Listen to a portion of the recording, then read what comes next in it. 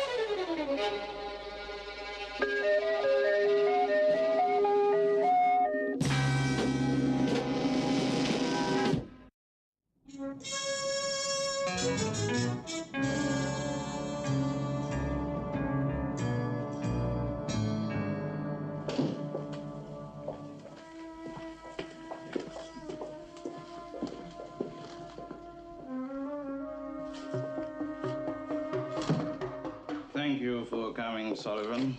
This couldn't have waited until I got back. A Russian or American? This character turned up in London, Soho, dead. An astronaut? Well, according to the space program directors on both sides of the curtain, no. Good morning. I'll see you later. I'm in for a long day. According to this report, the man might just as well have been in outer space. His air supply had run out and his helmet seemed to have jammed. So he couldn't get any air into his suit. I see. Your problem is quite simple, Stuart. What was the man doing wandering around in a spacesuit? Simple. About the only thing that springs to mind is a costume ball. The preliminary investigation has ruled that out. Of course, there's always Planet X. I see from the report that the man hasn't been identified. No. It also says that the forensic laboratories found that he'd been in a vacuum in sub-zero temperatures. And also that he'd collected a light dose of radiation. How light? Harmless. But not the sort of thing you'd expect to find in London, Soho. Exactly. Might I make a suggestion? Please. About the spacesuit. I discovered in one of my files that there's a company in England at Farnborough working on aerospace projects. It's just possible that they might have a number of spacesuits on loan from the United States. And if one of them is missing? That might rule out Planet X. Dad, don't be greedy, Annabelle. Come on, Stuart. Jason, what are you doing? Come on. I do wish you wouldn't feed them, Mr. King. They're part of a quite complicated test. Did they volunteer? Or did you sneak up behind them in the middle of the night? They're specially bred. Now, you'll give me just a moment. This should tell us something.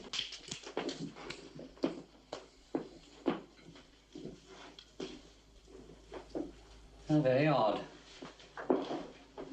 We get a great many clues from under fingernails, Mr. King. Sometimes of the most unexpected kind. Oh, do tell. Nitric acid. Our spaceman has used it quite recently. I'm told it's very good for the complexion. That's arsenic. I suppose he could be a chemist. Would that account for the radiation? Possibly, if he was in nuclear chemistry. Even the Atomic Energy Commission. I know we have some rather eccentric nuclear scientists, but they'd have to be pretty way out to take a stroll in Soho in a spacesuit. Anyway, the chemist would hardly get nitric acid on his hands. Have you run his picture through criminal records? No, there's no reason to believe he was a criminal or even involved in crime. Well, there is now. All the best villains know exactly what to do with nitric acid. Nitroglycerin. Precisely.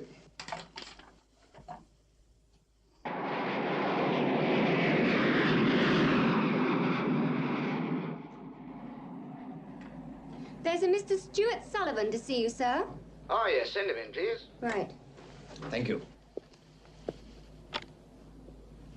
Mr. Sullivan, you'll have to be brief, I'm afraid. I've got a planning conference in 15 minutes. It's all right, Mr. Carter. I just want your permission to check out some of the equipment around here.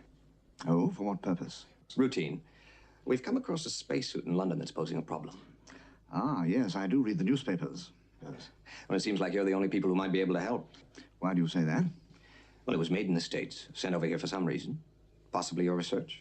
Ah, yes, the Mark IV Apollo system. We've got a number of them. We're adapting a new type of oxygen leak. Then you've lost one. I'm afraid not, Mr. Sullivan. We're not in the habit of losing things like a spacesuit. Well, we've checked. You're the only people who have the type in question.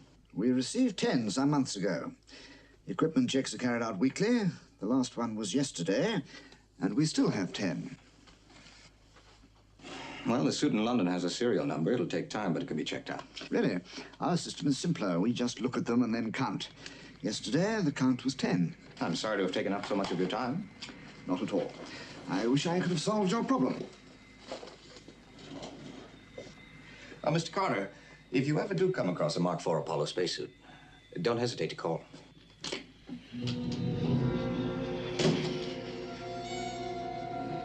James Edward Rankin. Well, you were right, Mr. King. He was in criminal records. You've solved my problem. Served 3 terms. Paroled last year. It would appear that he lost no time in getting back to work. In a spacesuit. Why should he do that? Your problem, Mr. King. Thank you.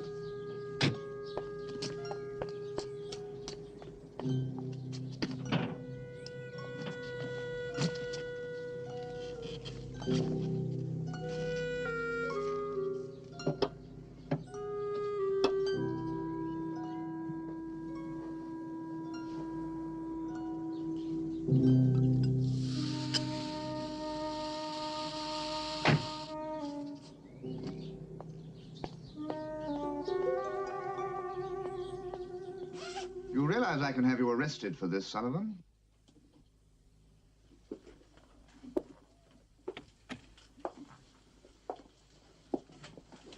That might give you more trouble than it's worth. I very much doubt it. I told you the suits had been checked. I didn't come all this way just to take your word for it. Even though I happen to be research director. You're offensive, Sullivan. I intend to see that your superiors take immediate action against you. I don't think so. What's that? It's supposed to be one of the Apollo spacesuits. Impossible. Check them. You'll find that 5 of these are frogmen suits. That's going to make quite a mess of your inventory. Very well, Sullivan. I shall order an immediate inquiry. With a copy to my department. Of course. Now, I should be grateful if you would remove yourself from these premises. I'd be delighted. Oh, by the way, Mr. Carter, if you need any assistance during the inquiry... I shan't hesitate to call. Good day.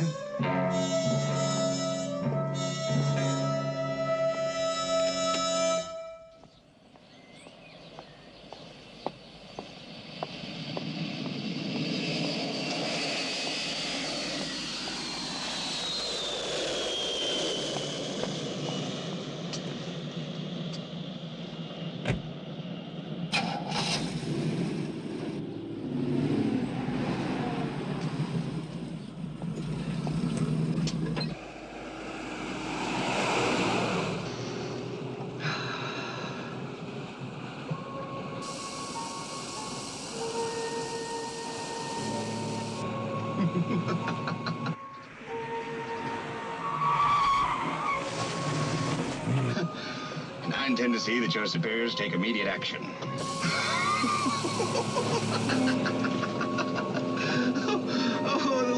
space. Oh, it's gonna make a mess of the old inventory. Not to mention the research budget.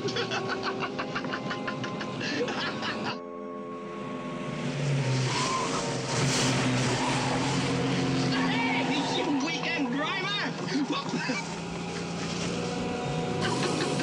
Oh, another inch and I'd have got him.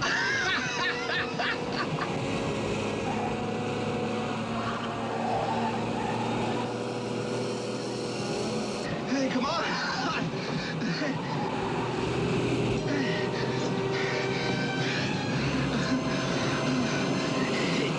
Come on!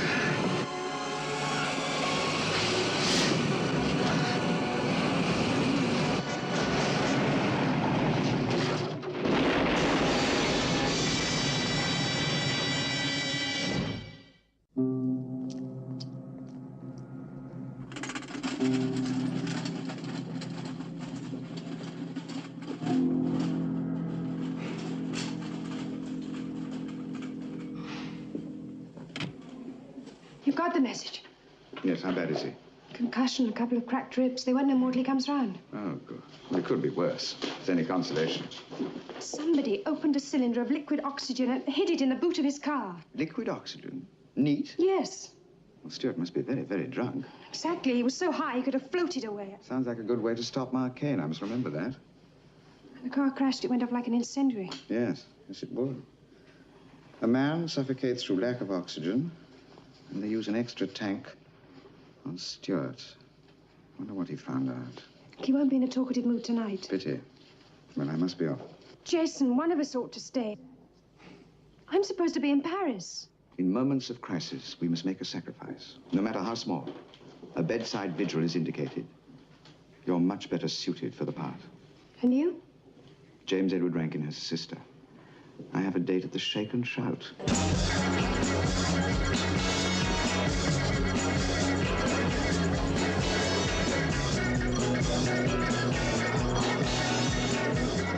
Groovy, baby. So when was yesterday? Like now. You can prove that? Answer to all my problems if today was just the first day in my life. Amen. I'm looking for a friend. Anything special? Oh, well, I do. Your name's Leela Rankin. So what's in the name? Another name. In the corner, the switched-on blonde. Thanks.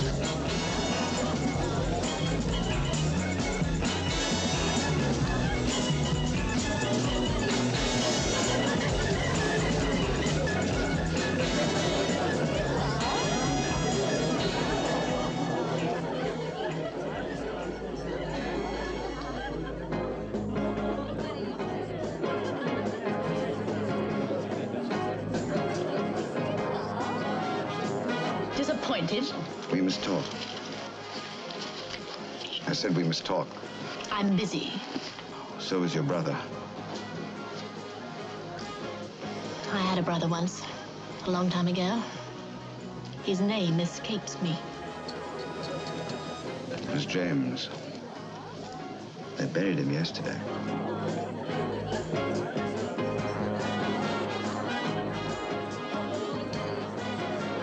Even so, like I said, we must talk. not this time. Leela, it is important. So is our next orbit round the sun. Now push off, darling. I said it was important. He's cooling the scene. Blow.